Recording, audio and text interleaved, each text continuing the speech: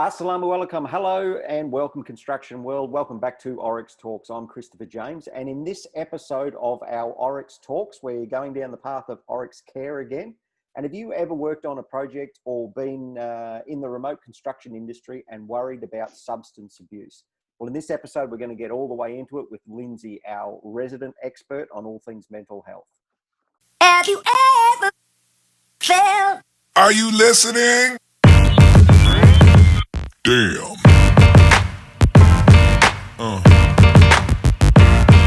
Yeah. Yeah. Yeah. Welcome back, guys. Christopher James from Oryx Consulting. Now, welcome to 2020. You guessed it, we're on a Zoom call. As I explained on the video last week, Lindsay had to head back to the United States for some family issues that she had to go through. So, look, welcome, Lindsay. Welcome back. Sorry that it's it's across the Zoom call, but it is what it is. And as always, it's 2020. You could tell me the leprechauns are coming down and I'd say, okay, no problem. They've come to grab us and take us away. It's nothing about it. Yep, I've quit being surprised this year. Oh, I'm sorry? I've quit being surprised this year, for sure. 100%.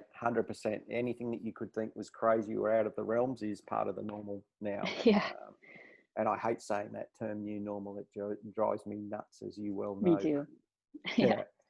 So, guys, we wanted to get in this week. It's something that's right up there, right on the top of the list with issues, I believe, on construction projects, remote construction projects, especially on the ones that I've been involved in. And the reason why I say that, I'm not saying that we're different to anyone else. I'm just saying that we built cross-country pipelines and we spent a lot of time away from home and a lot of time in the desert. So this week we're talking about substance abuse. It's something I've had firsthand. I've pushed the limits with alcohol, no question about it, in my working career. Not to the point where I don't think that it's physically affected my job to a great extent, but I've certainly had some daisy days, that's for sure. But I wanted to get Lindsay's take on it and shed a little bit of light on it. So, in my days when I was a young fella, I didn't think that I was doing anything wrong and I didn't think it was an issue. But look, I've been over 3 years now off the alcohol, and I can certainly say that I've got a lot clearer head, and age as well, I suppose, lets you look at things in a different light. And I can certainly say that I was certainly abusing alcohol back in the day on the projects, So, look, Lou, let's get into it. Tell us what is substance abuse? What's the definition of substance abuse? So substance abuse is a combination of cognitive, behavioral, and psychological problems that are caused by substance use, but then you continue to drink or, do whatever, knowing that it's causing those problems. So, yeah, just continued use despite the problems that it causes. So knowing that it's a problem? Not necessarily knowing it's a problem, but having problems in your life, and then that alcohol or drug use is causing, and then doing it anyway, continuing to do it. Because most people in that situation wouldn't come out and be like, oh, this is a problem. They're gonna be like, it's not a problem. Absolutely not. Yeah, absolutely. I can handle it. But yeah, so it's just continued use despite kind of your life being in a little bit of chaos. Okay. Yeah. So, and it could be, behavioral problems. You're angry. It could, emotional problems. You're sad and not necessarily realizing that is probably from drinking too much or, drug use. Yeah. Yeah. So with substance, what do you mean by substance? What is a substance that can be abused? And keeping in mind construction industry here. I mean, it can go to anything, but I really want to stay on topic of the construction industry. Yeah. So from what I can tell in the construction industry, drinking is the main thing. But I've also found that cocaine use. Yes. To be able to stay awake for long periods of time. those are the two main ones, but a substance can be anything you abuse. So alcohol, cocaine, heroin's been a big problem. Pretty much all, I know here in the States, it's pretty bad. It's been bad for quite a long time now. Abuse of prescription medication. So if you're prescribed any meds, like sleeping meds or anything like that, but you're abusing them, you're taking them more than what's prescribed. I know in Australia, ice probably still is a huge meth. Huge problem. I was a little bit naive. This was in my young days as a equipment manager, and I had a particular guy. I love to use experiences that I've had just so people understand. Like, growing up, you see from time to time, at parties and things like that, and drugs, and it's not anything that I've wanted to partake in my time, but certainly seen it. But I had a worker that was just, he was acting out. I couldn't work out for love nor money. And it wasn't until about 2 projects later that someone actually said to me, "What, you didn't know, Chris?" Didn't know what? He was literally high on drugs the whole time. Now, I've seen people on drugs, but whatever he was taking was something that I certainly was not used to, and the reactions that he had to it. But I'd caught him a couple of times on the downstroke, shall I say. And the only way to describe it, I actually thought that it was a problem with home, and I was trying to counsel him through that, asking, does he need to go home? Has there been a problem at home or something like that? But 2 projects down the track, I later find out that it's got nothing to do with that, and it was some accelerant that he was using to get through his days. That's where it pays to know your workers. You know what I mean? Because if you're seeing, bad behavior, whatever, different behavior, but that's abnormal to them, then you can start questioning, well, what's going on with him? Like, he's acting not like himself or whatever. So that's where it's helpful to know your workers. Then you can tell when there is something's up, and then you obviously can go from there. But who knows, he could have been having issues at home that was causing him to it could have been anything, issues at home, the stress of the job, anything. But that was the difference, was because it was a working really hard, an exceptionally good worker, great work ethic, clean, tidy, just, you look back now and he was pushing pretty hard, but he worked for a welding crew, and that's what those guys are like. They push extremely hard. They're high paid, and they do an exceptional job.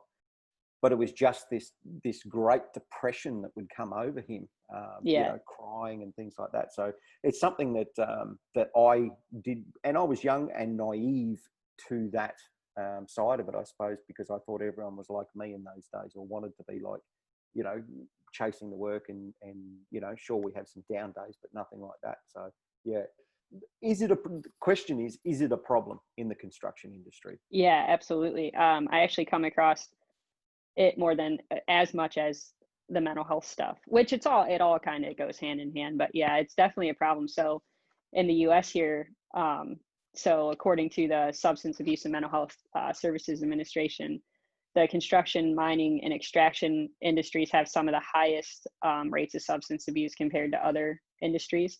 I just came across this, and I just came across this stat. I was just doing a little reading yesterday, and I found this one, which kind of blew my mind. A study done by the Massachusetts Department of Public Health found that nearly a quarter of overdose deaths within a 5-year period occurred among individuals who work in the construction industry, which is just that's unbelievable.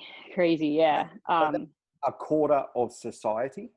A quarter of all overdose deaths were construction workers. Yeah. Over a 5-year period. And that's in one state in the US? Yeah. Massachusetts. Yeah. Where is Massachusetts? East Coast. East Coast. Okay. No problem. I know where it is. I just thought that there might be some East people Coast. there that don't. Okay. Yeah. And then in Australia, there's tons of studies that have found that male workers in blue collar positions like construction and mining and all of that are more predisposed to dangerous levels of alcohol use. And then, it's also been found to be an industry-wide problem throughout Europe, and is often attributed to mental health strain on the that the job puts on workers. So the job plus alcohol use, causes so that mental across health strain. the three major, I say the major, Europe, USA, and Australia. It's just the easiest places to find research on. So I assume it's probably, if it's I think too, it's three places that are now recognizing talking about it. That there's a problem in these industries, in the construction industry, and okay, what are the problems? And I think, Australia seems to be, in my opinion, a little bit further along. In the process. It seems like it. Yeah, they're talking about it a lot more. They're asking a lot more questions. Seems like there's more initiatives there in Australia. I actually get more views on my LinkedIn posts throughout Australia than I do anywhere else. So that's promising. And the other one that look, it goes hand in hand. It seems to be, look, I might be wrong here, but I'm just looking at speaking about what I see, and that's the safety. So the safety, this mental health seems to follow the safety. So the UK in the construction industry became extremely safety conscious, safety orientated. There were safety officers, and it just went, regulation this, and it went up and up and up. Then Australia seemed to be doing it a little bit behind the UK, but it was certainly staying with it along the way. Europe's generally always been reasonably safety conscious. And I'm talking about my industry, like the pipelines and things like that. But I seem to see that the mental health stuff seems to always follow this safety. As the safety comes up and up and up, then, okay, well, we need to look after the workers here. And then this sort of seems to follow it. Would that be a true, or have you seen that in your research? It seems like there are people who they're actually talking about it now. So yes, that's a good thing. I'm sure there's things being done, whether it's trainings or whatever else about mental health, but I do see a lot, especially in Australia and the UK, they're talking about it and how mental health and substance abuse and causes safety issues on the job. And that's, to me, is obvious that that's going to happen. If you have high rates of mental health and substance abuse anywhere, it's a safety issue, Okay. I mean, yeah, that's just kind of how that goes. So especially in the construction industry, because of the tasks that need to be done, you need to be alert, you need to be focused, you need to be, on top of things. So any distractions, anything that impairs that. I'll roll on to the, I'll skip a couple of questions here because this rolls into something else that I've got down here. Why do you think it's so prevalent in the construction industry? I suppose, let me take a step back. Do you think it's more prevalent in the construction industry than other areas? And if so, why? Why does the construction industry have it? I think you might have touched on a few things there before. Yeah, it definitely is an issue in the industry, more so than most other industries, by a lot, the way it seems. Okay. And yeah, I think it's just not for a few different reasons. It's a stressful industry. People turn to substance, turn to alcohol, turn to drugs when things get to be too much. Unfortunately, it's a natural thing. I mean, people have a stressful day at work and they come home and they crack open a beer, pour a glass of wine, or whatever the case, or, and then if you have that kind of addictive personality, you're going to take that to the extreme, and the more stressful it gets, the more you're going to do it. And then, so it's kind of a slippery slope from there. But also, I always say this when I'm like in my articles and stuff, it's the macho mentality. It's male dominant, and let's be honest, it's cool to have beers with your buddies after work and I was about to say, be tough and let's pound beers thing. And it's a group thing, you know what I mean? Like so then you're all feeding off each other and so, but I would say mostly it would be the stress, the demanding nature of the job, and people just natural instinct. I'm gonna just try and drink until I'm not stressed anymore. And also too, long days, you're tired a lot, physically and mentally tired. And I think that's where a lot of the the stimulants, the cocaine use would come in to try and help you push through those tired long days, long drives. Yeah. Okay, so let me just add on to that. What about environmental, environmental reasons for substance abuse? And what I mean by that, if I'm in a cold climate like, North America in the middle of winter, the last thing that I'm thinking about is, downing 1,000 beers, because, once I get home from work and you're wet and you're cold and you're cold to the bone, nice warm shower, you want to warm up. The last, I want to be cozy, not everyone's going to be the same, obviously, but totally different to being in a camp in the middle of the desert in Australia or the Middle East for that region. And you come home and you're dusty, you're filthy, you're dirty, but you just want to, cold beer, quench that thirst as fast as you can. We know that beer doesn't do that, but it certainly feels that way when you do it. Would that be something else, a factor in those kinds of things?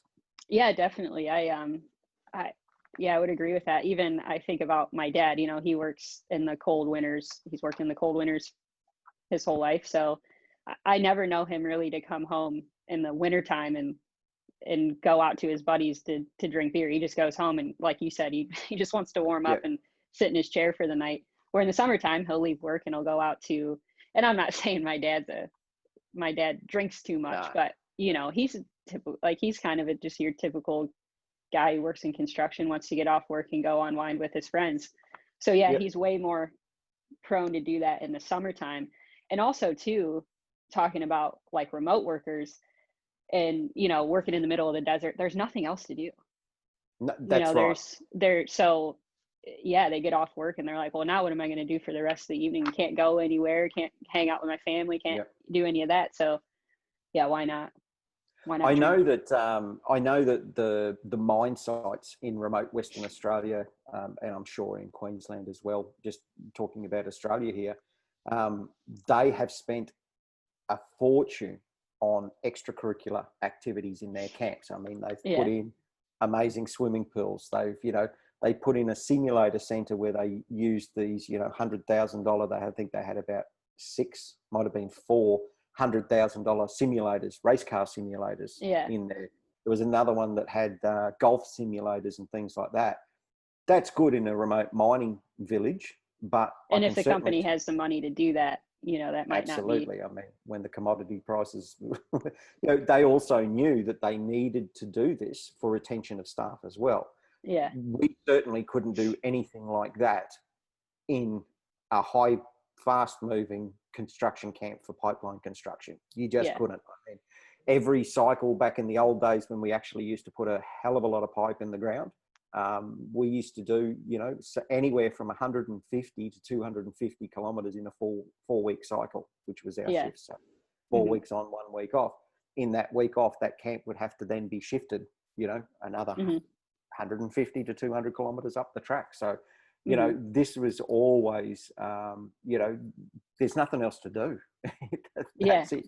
You work and you come back to your little 10 foot by 3 foot, 10 foot by 6 foot home. That's what you did.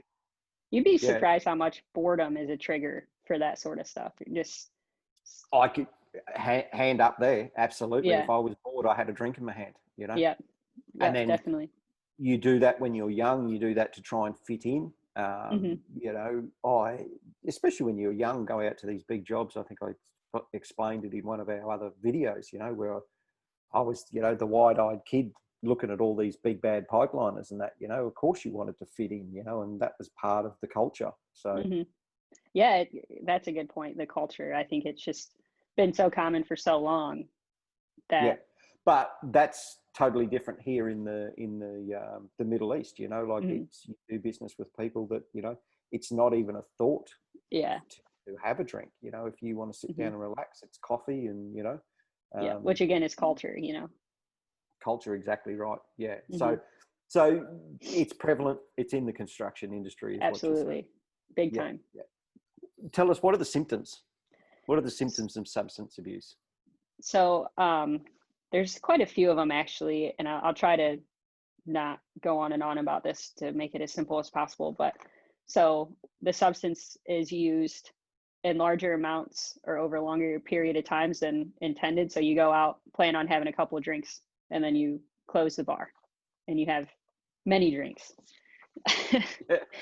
Also, you try to cut down on the use and you can't. There's a significant amount of time spent in activities necessary to obtain the substance or recover from its effects. So trying to obtain the substance would probably be more of like a drug use problem. Okay. Trying to get your hands on the drugs, and you're just, you can't stop until you have some. Mm-hmm. And, or, recovering from its effects. So hangovers, withdrawals, things like that. Okay. So if you're hungover often, cravings, continued use, continued heavy drinking, which causes failure to, maintain your responsibility. So you're showing up late for work, not doing your job right, not being present with your family, where it's actually affecting areas of your life, but you continue to use anyway, knowing that also continued use, even though it's, again, causing interpersonal problems. So maybe it's become an issue in your relationship. Your partner isn't very fond with how much you're drinking or doing whatever, but you continue to use anyway. You're giving up like social activities or responsibilities and things to stay home and drink, or to stay home and to do drugs or whatever. You're giving other parts of your life up to be able to drink, kind of closing yourself off. Consumption use in areas where it's physically hazardous. So, drinking or doing drugs on the job, or drinking and driving, putting yourself in positions where it's physically dangerous. Just on that, Lou, we did a job in the Great Sandy Desert, 2003 through to 2004. We had temperatures exactly like here in the Middle East. You're talking, high, extremely high humidities, extremely high ambient temperatures. We were up over, 50 degrees Celsius. And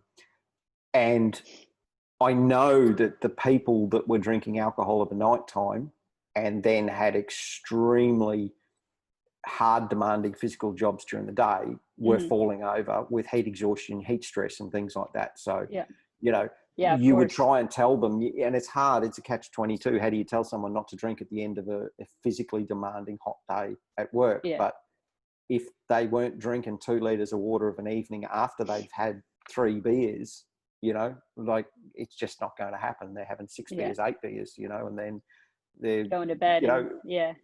It's not, it was, there was some people that nearly died. It's not just this poor fella, this was heat exhaustion. This was heat stroke, your internal body starts cooking itself, and it's, that's a good point. All kinds of things. I never really think about that stuff because I've grown up and lived in a cold climate my whole life. But yeah, that's a really good point. If you're drinking a lot in the evening, of course you're going to be dehydrated the next day, especially if you're working in hot climates. So that's really good. That's a really good point. Also, continued use, if even though that it's causing you psychological problems, so emotional problems, that you're maybe depressed or anxious or whatever because of how much you're drinking, or whatever your drug of choice is, and it's causing you those problems, but you continue to do it knowing that. And then like a tolerance is another symptom. So you have to drink a lot more, use a lot more now than you used to, or you're not getting the same effect from the same amount as you once were. You require a lot more. That can be a very slippery slope, because I know from my my perspective, everyone's and I use alcohol here because that was my my thing of choice. I know that if I went and bought a cheap bottle of booze, it would do nothing. It wouldn't do anything for me, and because you were earning good money in the construction industry, you had that money available to go and do these things, like it was to go and spend $150, $200 on a nice bottle of scotch that wouldn't even see the night out, like that would be nothing. That would be nothing at all. So definitely the tolerance is a big thing, but this is probably something else to touch on, Lou, the money side of it, especially going down the path of drugs. I mean, I don't know what drugs are worth. I would never have a clue what they're worth, but I wouldn't imagine them to be cheap. Yeah.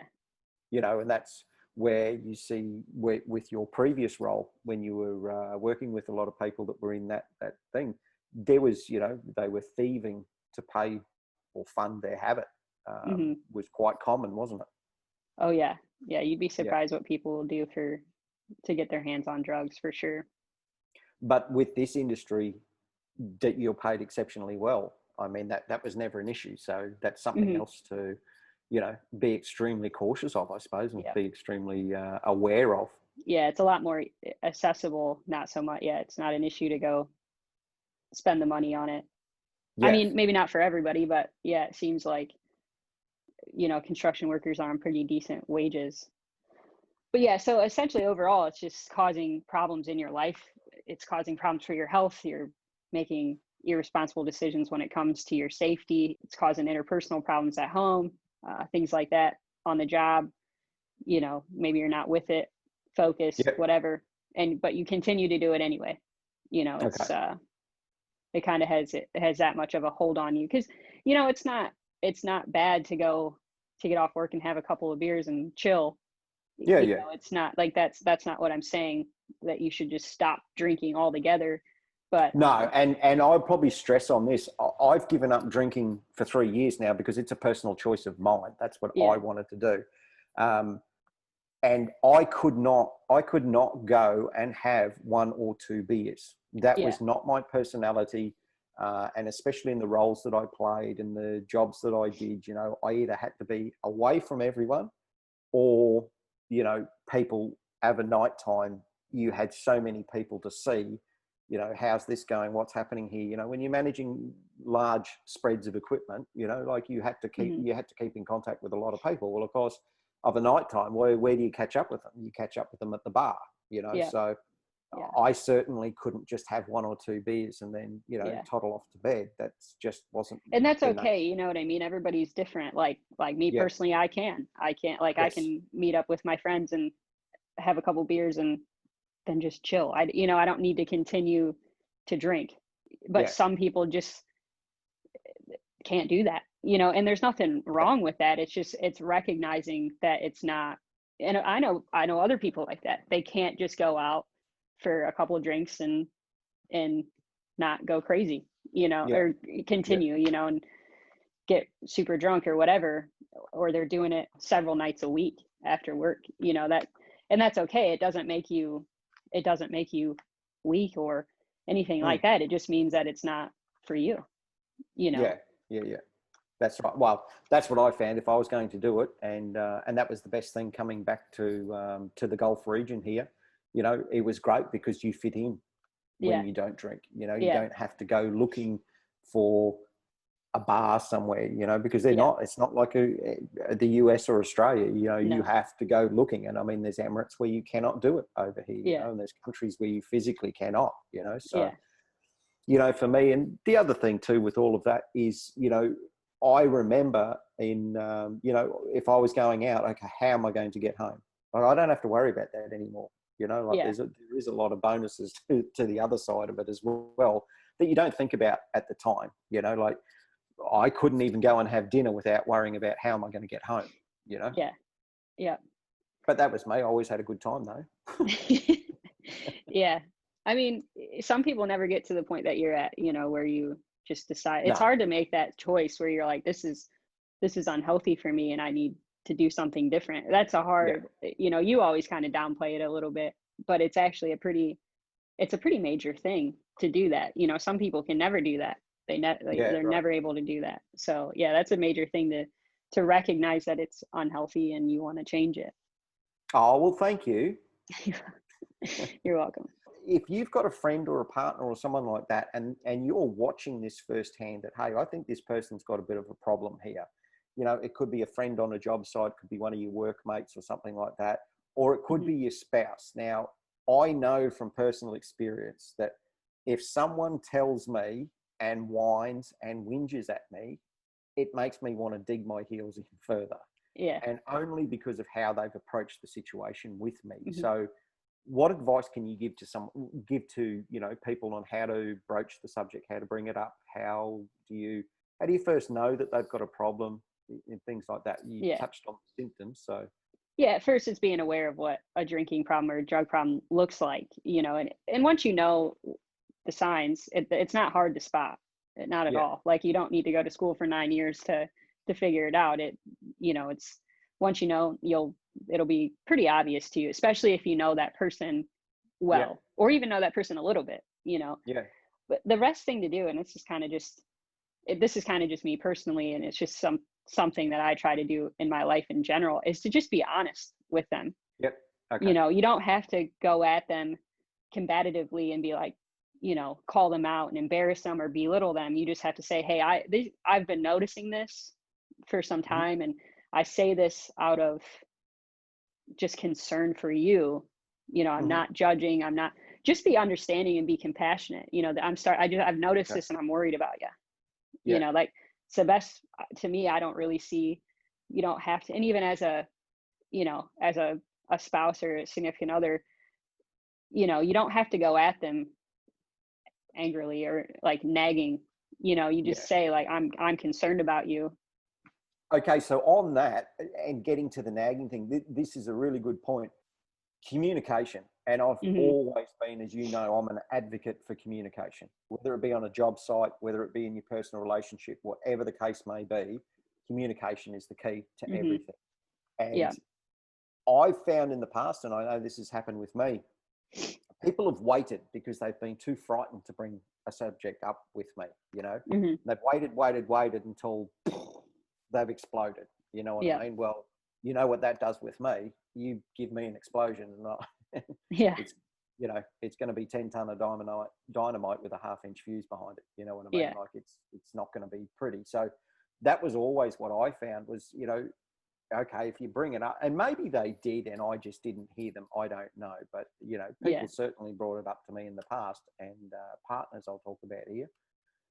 But it's how they brought the question or brought the subject up to me that I would always take offence to that. And I think when you're in that situation as well, you take offence. Your fuse is a lot shorter anyway, and especially in that Definitely. industry and the job that I had in particular, like my fuse was about that big, Yeah. and totally different these days. But in those days, it certainly was, and I know that was a problem for anyone. So if I can give anyone advice, a partner, a friend, whatever the case may be, bring it up early and bring it up loud.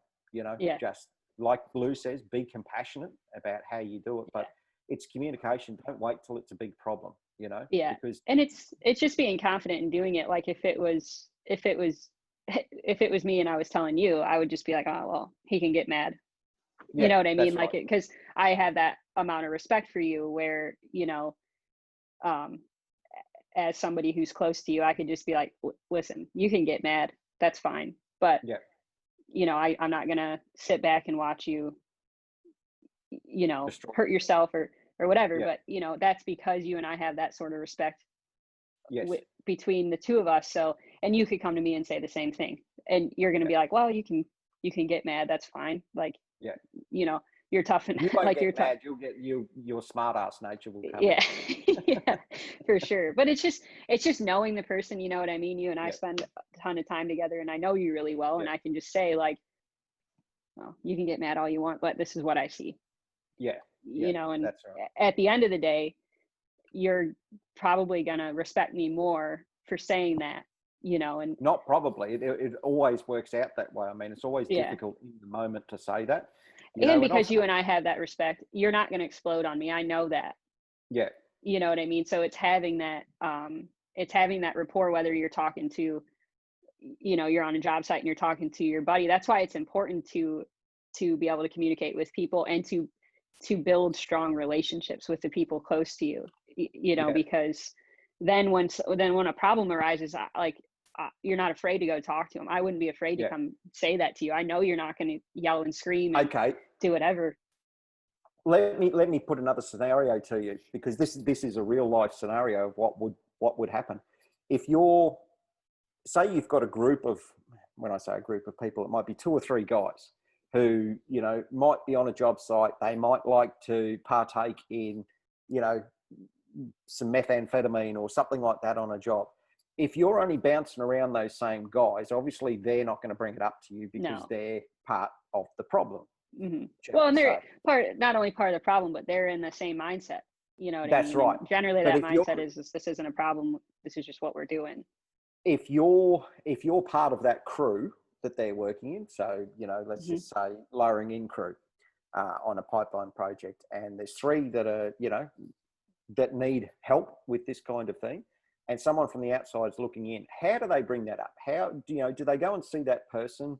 Do they should they go and see the supervisor and raise it with the Mm-hmm. supervisor? If how should that go about? What I would do personally, if in that position, I would probably try, if there's a group of them doing that, first I would try to go to them, not together. I would try to get them separate and kind of Okay. see what's going on and talk to them that way. See if you can't get through to them. But I mean, if that continues, unfortunately, at some point, they're not only putting themselves in danger, but they're putting everybody else around them in danger if they're doing that stuff on the job. Yeah. So you have to go. I mean, you have to go talk to a supervisor at that point.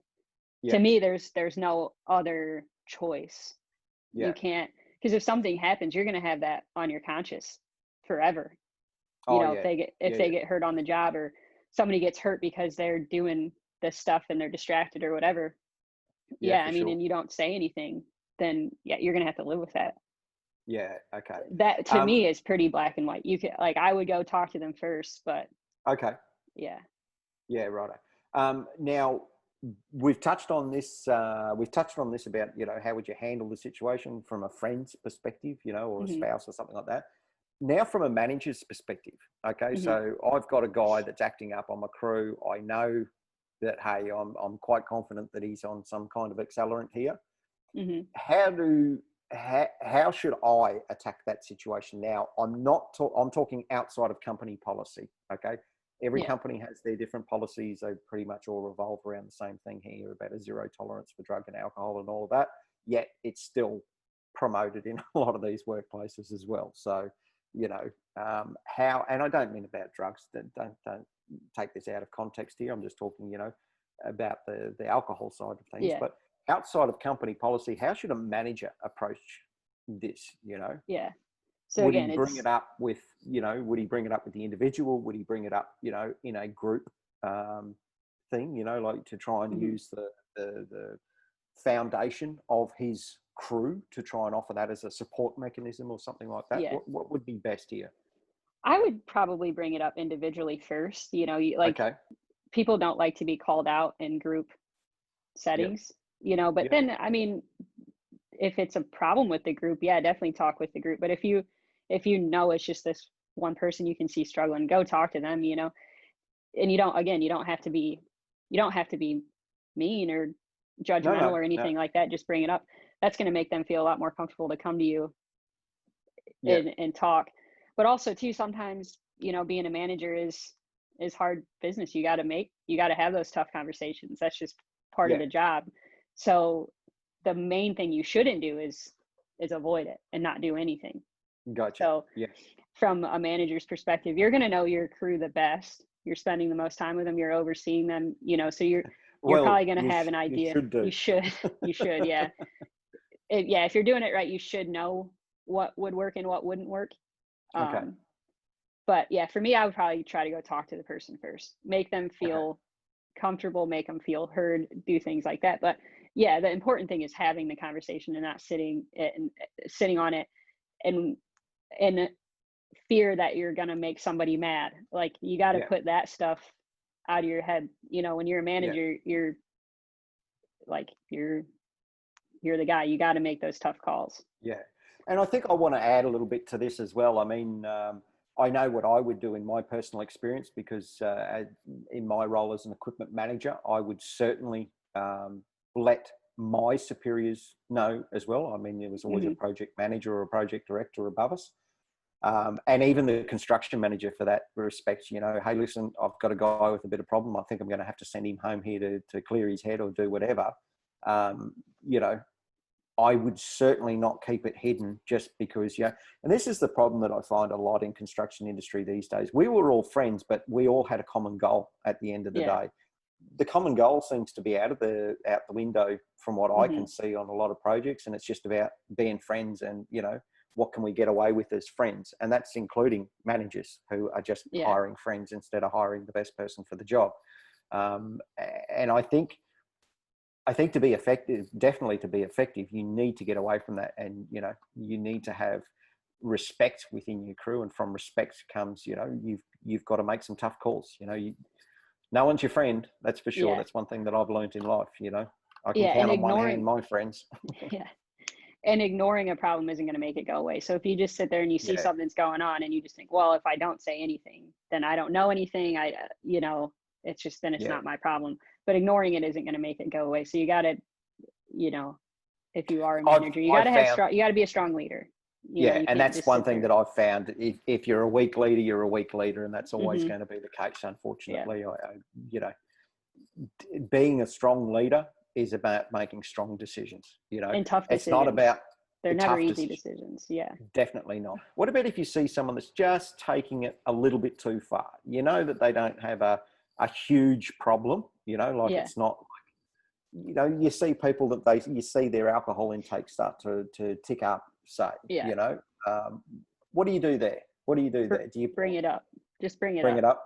Okay. Yeah. Okay. Honestly, that's the best way I can put it. Just because if you can get ahead of it early, it's obviously going to be way easier to deal with. Once the problem's out of control, it's way harder to deal with. Definitely. So just bring it up to them. You know, just make them aware. They might not even be aware of it. Yeah. So if you bring it up, just bring it up. Okay. It's pretty much that simple. Tell us, go back to what I'm used to, remote construction industry. What are some healthy alternatives? You know, what are the healthy alternatives in a camp that, you know, they don't even have any kind of, you know, they might have a gym. They've definitely got gyms on just about every project I've ever seen these days, but that's about it. I mean, there's no, there's plenty of internet, there's plenty of all these kinds of things. So what are some healthy alternatives to sitting at a bar for, you know, 4 hours after work, or sitting at the front of your room with your mates? Exercise is always great. You know, you feel good about yourself. You're just, it gives you. I'm not feeling it.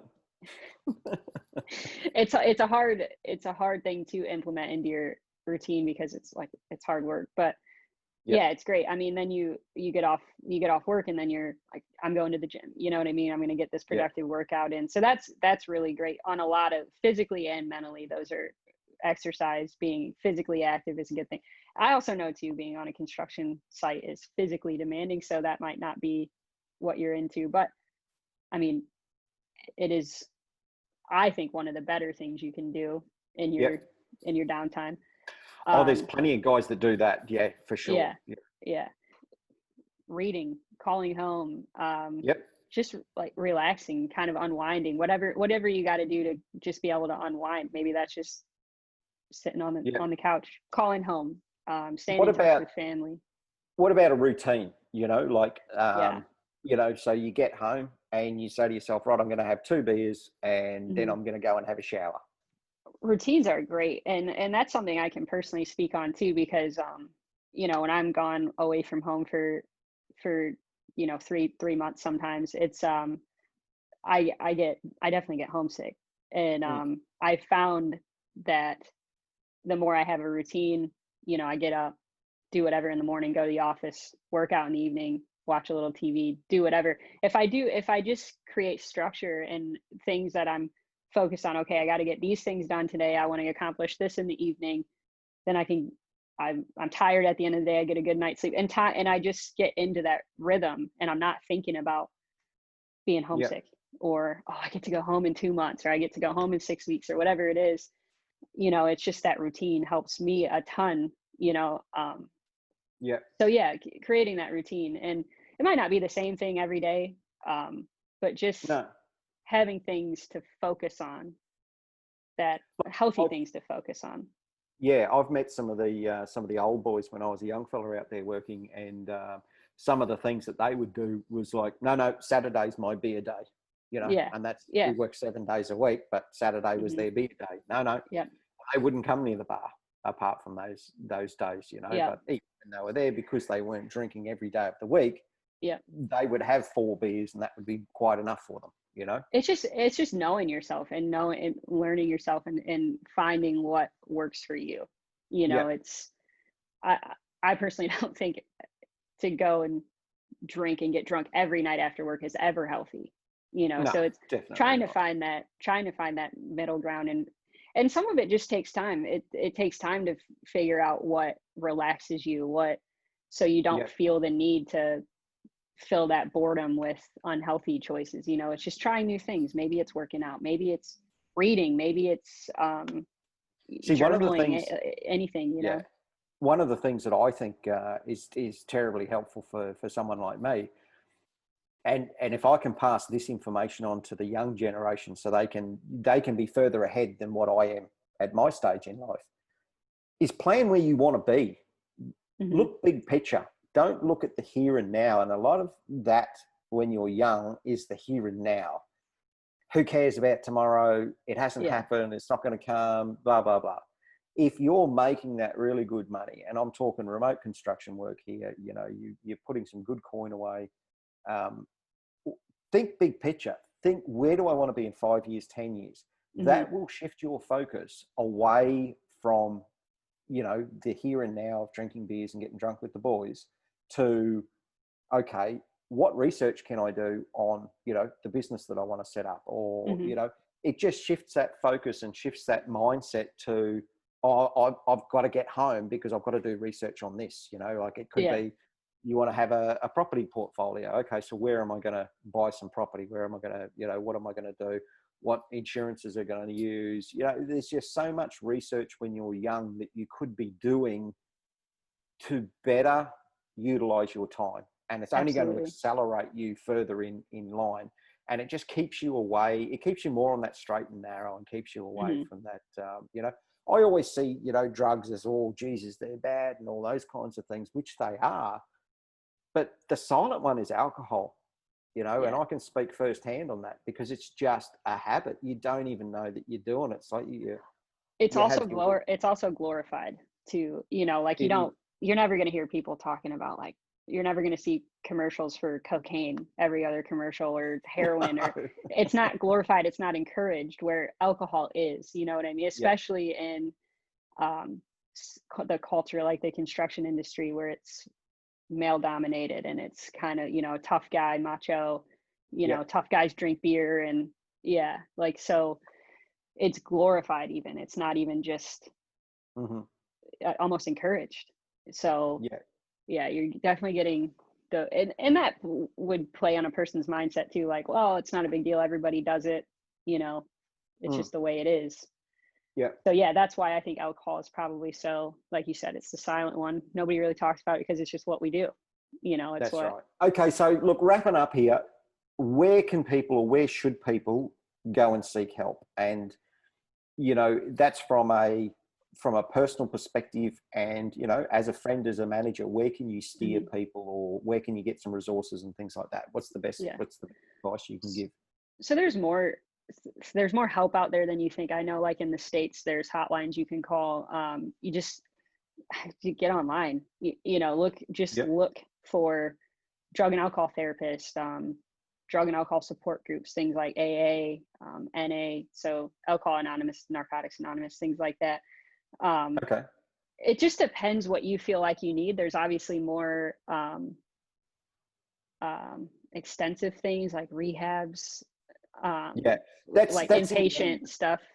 But where can you just get some information to start with, just to say, hey, listen, you know, have I got a problem here, Yeah, or you know, your local doctor? I mean, like, yeah, yeah. Your doctor will know what to look for if you just want to start there, and then he or she can point you in a direction. Also, too, you can reach out to us. I can definitely. give more information. That could be just an hour online, like this, like Zoom, and I And can give you that's some more information. and that's exactly, you know, like that's one of the resources that we want to put there. If you think Hmm. that you've got a problem, you know, reach out, get an hour online session with Lindsay. Just, you know, one on one, hash it out. You know, Lindsay can put some plans together for you on what's going to Yeah, be and best I and would work always with you. help if I feel like something more is needed. I would help point you in a direction where to look, things like that. Yeah. And that's something I did for a few years when I was still studying. I was still in school. I interned in a community mental health center. So a lot of my clients were AOD, so alcohol and other drug clients. So I know the signs. And I live where I live in Ohio. The opiate problem was one of the worst places in the country. Ohio is one of the worst places in the country for it. And the county I was working in was one of the worst counties in the state for it. So I was working with some pretty intense problems. So I know the signs. I know the signs of it, and kind of, I know where to look. I know where to point people to get help. Obviously it's going to be different in other places, but like that stuff isn't hard for me to figure out. So if I'm talking to someone and I feel like it's obviously a bigger deal than what a consulting service can offer, I will help them go from there. And look, it really can be, 1 hour of your time it could turn your life around with those kinds of things, especially if you're young. So you'd break those habits early. And like I said before, put your attention into something of where you want to be, and that's something that Lindsay's really good at doing, like re-diverting that attention, getting it off the negative, getting it back onto the positive, and pushing you to where you need to be. Yeah. It will change your life, and I can, I always say this, I don't have any regrets in my life, like I've done some pretty wild things, but I don't have any regrets. But all I look back on is go, how further along could I have been if I took this advice back then? And that's why we really want to get this message out there that, change bad habits. There's nothing wrong with changing bad habits, and there's never a downside to it. There's only ever upsides. And there's no shame in it. I think people feel shame when they, feel like they have a problem or whatever. And there's no shame in it. It happens. We're human. We're imperfect. I mean, people very close to me have had these issues, and I don't love them any less. When it came out that it was an issue, it was just, okay, so what do we do, to get you better? So where do we go from here? It was never a shame on you. You should be ashamed of yourself, or I'm ashamed of you, or anything. It's not like that, And also too, going back again to my remote working lifestyle, it wasn't just on the job site. The most amount of alcohol that I would have is on my week off. Like that money that I earned in 4 weeks was burning a hole in my pocket. Now I can tell you right now, there was some great parties to be had when I came back. But again, it's left me with some really good stories to tell young people where they sit there and, that was a really good story. But that's about it. You know what I mean? Like, you're no further along in your, no. in your career, or your, because we're always developing as people too. We're always changing and growing and maturing. So I don't ever think that, other than the lessons learned, and I'm not going to do that again, I don't really, there's not a lot of personal growth in that area, And just because you're, I don't have a problem because I only do it on my week off, that's still a problem in a way. Yeah, definitely. It's about healthy lifestyle choices, and it's for the betterment of everything. It's for the betterment. But, if you're a company owner, it's imperative that your workers are, healthy, happy, and productive. That's safe. going to build, and safe. Yeah. It's going to build you a great job, and that's what's going to build your reputation. And reputation is what people call you up for. You don't have to go looking for the work comes to you. That's what reputation's about. So from a business owner right down to the guy working on the shovel, it doesn't matter. Everyone needs some help from time to time. And, substance abuse is right up there in the construction industry. I've seen it firsthand. Lindsay's pointed out in this one about all the statistics just from the USA, Australia, and Europe.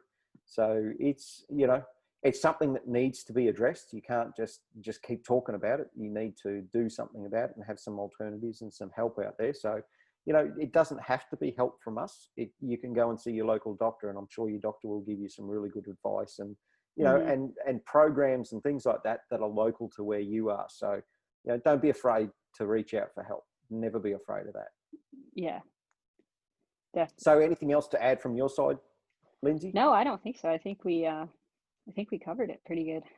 Yeah, I think that's been a pretty good one. I think you raised some really good points there, and some good alternatives, and and some really good some really good advice, I think, more than anything else, you know, some pointers to look for, whether it's you or a friend or something like that, and some alternatives to some alternative healthy lifestyle choices, you know. I actually wrote an article also about this in particular, and I touched on a lot of this stuff a few months back. So it's in my on my LinkedIn profile with my articles. Okay, so we might put a link to that in link. the YouTube description. And it's a little less in depth than this, but something people could have handy.